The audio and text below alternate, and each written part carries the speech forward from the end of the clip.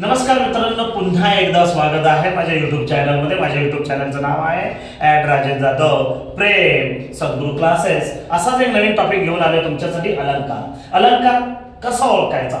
अलंकार कसा ओळखायचा म्हणजे तुम्हाला प्रश्न विचारला जाईल, पुढील पंक्तीतील अलंकार ओळखा, किंवा पुढील वाक्यातील उपमान ओळखा, किंवा पुढील वाक्यातील उपमेय ओळखा। तर कसं आपण अगोदर अलंकाराचे प्रकार कसे ओळखायचे ते तुम्हाला मी सांगतो। पहिला अलंकार आहे अनन्वय अलंकार। जेव्हा उपमेयाला उपमेयाचीच उपमा दिली जाते तेव्हा त्याला अनन्वय अलंकार म्हणतात। म्हणजे उदाहरण दिलं, ह्या आंब्यासारखा गोड आंबा हाच असतो, म्हणजे त्याला आपण कुठला अलंकार म्हणायचं? अनन्वय अलंकार। का तर इथे कसा ओळखायचा? उपमेय हे उपमेयाला उपमेयाचीच उपमा दिली, मग उपमेय काय आहे? आंबा आहे, उपमान कुठला आहे? आंबाचा आहे, म्हणून त्याला अनन्वय अलंकार म्हणतात। अपवृत्ती अलंकार आहे दुसरा, उपमेयाचा निषेध करून निषेध म्हणजे नाकारून उपमेय हे उपमानाचं आहे।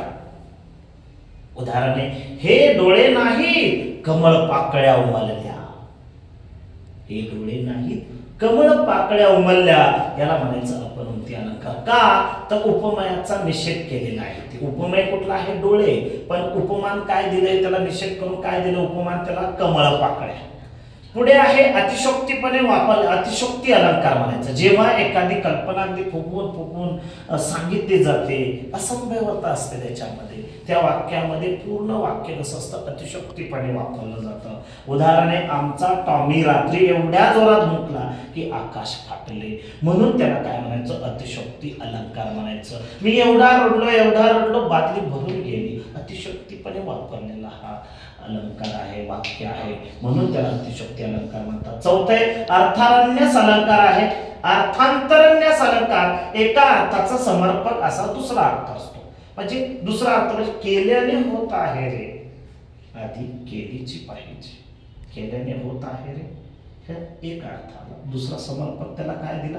आधी केलीची पाहिजे। आता इथे प्रश्न दिलेले आहे, पुढील वाक्यातील उपमान ओळखा।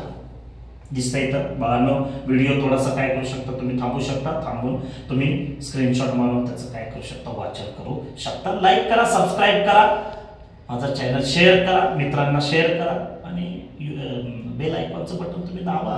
इथे पुढील वाक्यातील उपमान ओळखा। आहे म्हणजेच परमेश्वर होय, म्हणजे इथे काय आहे? म्हणजेच परमेश्वर होय। आहे म्हणण्यापेक्षा इथं चुकतंय आपलं, इथं पाहिजे आई पाहिजे। आई म्हणजेच परमेश्वर होय असं पाहिजे, चूक नाही करायची। आई म्हणजेच परमेश्वर होय, याच्यात उपमान कुठला दिलाय? परमेश्वर। आई ही परमेश्वरच आहे, आणि आईशिवाय आयुष्यात काहीच नाहीये। आई आहे, बाबा आहे, हे विठ्ठल रुक्मिणी आपल्या घरामध्ये असेल तरच आपलं घर सजवण आहे, नाहीतर आयुष्यामध्ये काही नाहीये। बाळांनो, आई आहे, सगळं आहे, बाबा आहे, सगळं आहे, आदर करा, त्यांची काळजी करा, पाहायला लावू नका। पुढील वाक्यात उपमान का? आई म्हणजेच परमेश्वर होय, याच्यात उपमान कुठला आहे? परमेश्वर। असा तो प्रश्न आहे, पुढील वाक्यातील उपमेय ओळखा। शाळा म्हणजे दुसरी माताच, शाळा म्हणजे दुसरी माताच, याच्यात उपमेय कुठला आहे? शाळा। पुढील पंक्तीतील अलंकार ओळखा। आई नव्हे ही प्रत्यक्ष ममता, आई नव्हे ही प्रत्यक्ष ममता, म्हणजे इथं कुठला अलंकार वापरलाय? अपवृत्ती अलंकार। म्हणजे इथं हे डोळे नाहीत कमळ पाकळ्या उमलल्या, उपमेय काय? डोळे, उपमान काय? कमळ पाकळ्या। इथं आई नव्हे ही प्रत्यक्ष कोण आहे? ममता आहे। उपमेय कुठला आहे? आई आहे, आणि उपमान कुठला आहे? ममता आहे, म्हणून त्याला कुठला अलंकार म्हणायचं? अपवृत्ती अलंकार। मुंगीने मेरू पर्वत गिळला, आले अतिशयोक्तीपणे वापरलेलं ओव्हर स्टेटमेंट आहे, एक्झॅजरेशन स्टेटमेंट आहे, अतिशयोक्तीपणे वापरलेलं म्हणून अतिशयोक्ती अलंकार म्हणायचं। मुंगीने मेरू पर्वत गिळला, अतिशयोक्ती अलंकार येणार इथे। कर्णासारखा दानशूर कर्णच असतो, कर्णासारखा दानशूर कर्णच असतो, म्हणून कुठला अलंकार वापरलाय? अनन्वय अलंकार। म्हणजे उपमेयाला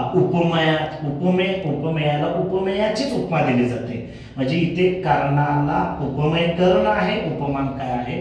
कर्णच आहे, म्हणून त्याला काय म्हटलेलं आहे? अनन्वय अलंकार असं म्हटलं जातं। तर मित्रांनो, तुम्हाला व्हिडिओ आवडलाच असेल, तुम्ही या व्हिडिओला लाईक करा, सबस्क्राईब करा, शेअर करा तुमच्या मित्रांना, तुमच्या जे कॉम्पिटेटिव्ह स्पर्धा परीक्षा देणार आहेत त्यांना सुद्धा शेअर करा आणि बेल आयकॉनचं बटन काय करा दाबा.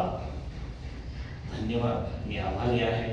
असेच नवीन नवीन व्हिडिओ तुमच्यासाठी मी घेऊन येत जाईल. पुन्हा एकदा भेटूया. तुमच्या भेटीला मी येणार. Bye bye. Have a nice time. Take care.